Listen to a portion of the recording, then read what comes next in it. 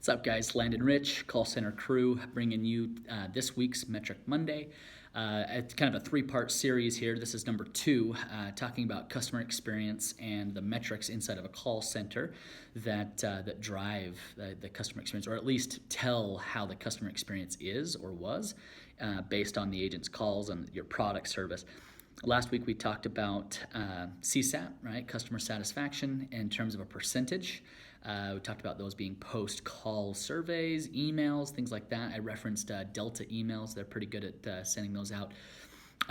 So the next one I want to talk about is NPS, right? Net Promoter Score. This came out back in 2003, I believe, out of a Harvard Business Review, kind of where it derived from. Basically, it's a score of 0 to 10 based on your service, your product, or the experience the customer had.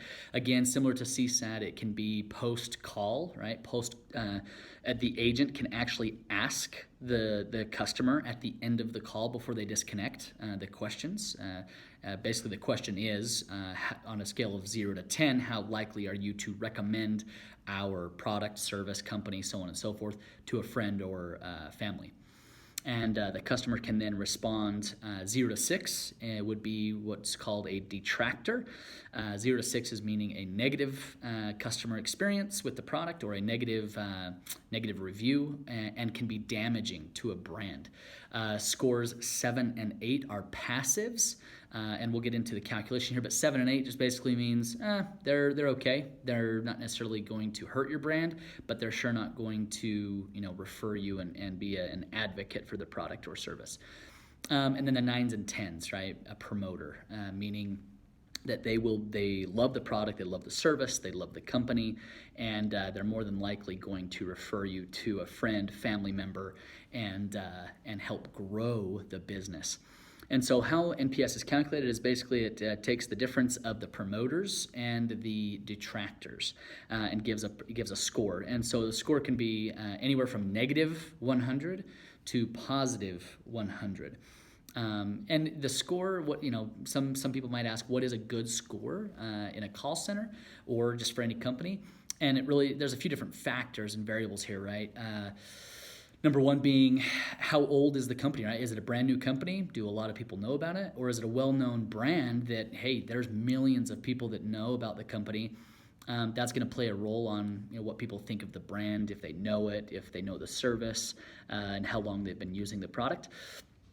And also the length in which you're doing the way that you're taking the survey, right? Is it directly post interaction? So they purchased a product, they called in to ask about the product, and you're giving them that score right there, or is it periodic, right? Is it just, hey, every 6 months we're going to send out an NPS score and get a general feel for the customer base. How are we doing as a company, the product or service, right?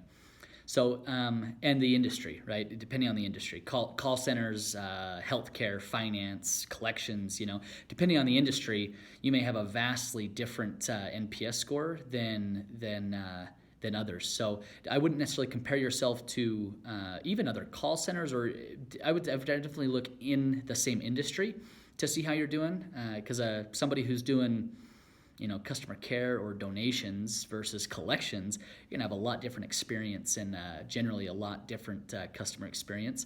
And so I would say look at the same industry and across the same verticals, right? And that way you get a good feel for, hey, my direct competitor who handles the same call types is at a 20 and we're at a 24, so we're doing pretty well, right? I'm an advocate of this, having data down to the agent level. I think the more granular you can get, if you're having an NPS score as a company, that's great. Kind of gives you a level idea of where you're at and kind of where you're going. Is the company growing? Is our brand positive? But I think if you can get it down to the agent level, there's call center software out there. You can contact us for more information on that. But there's NPS software out there where you can get it down to the individual agent level and tie it back to a direct interaction that a call center agent had with a specific customer. And that right there is how to drive the best results, right? If you can identify and drive your NPS score down to the individual agent, let's say you have 100 agents, even 10 agents or 1,000 agents, if you can pinpoint the exact interaction on the exact day that the customer had a negative experience or a positive experience and tie it to that agent, that's huge, right? You can nip it in the bud if some agent is detracting your brand or your product or service, and then you can incentivize those promoters, right, or the agents who are getting the most promoters, the 9s and 10s, and you can just make behavioral changes, right? So huge advocate. You got to get down to the agent level, got to get granular. But again, NPS, another solid way, in my opinion, it's probably one of the best to. It may cost a little bit more money and a little bit more initiative to get put in place than just a normal, out of, a percentage out of 100. But I think it's definitely one of the best ways to tell how your brand is doing, how your agents are doing, how your product is doing. So again, contact us, callcentercrew.com, if you want to find out more information on software, best ones to use, so on and so forth. And we'll be more than happy to help you out. So have a great week, guys. We'll be talking to you later. Thanks.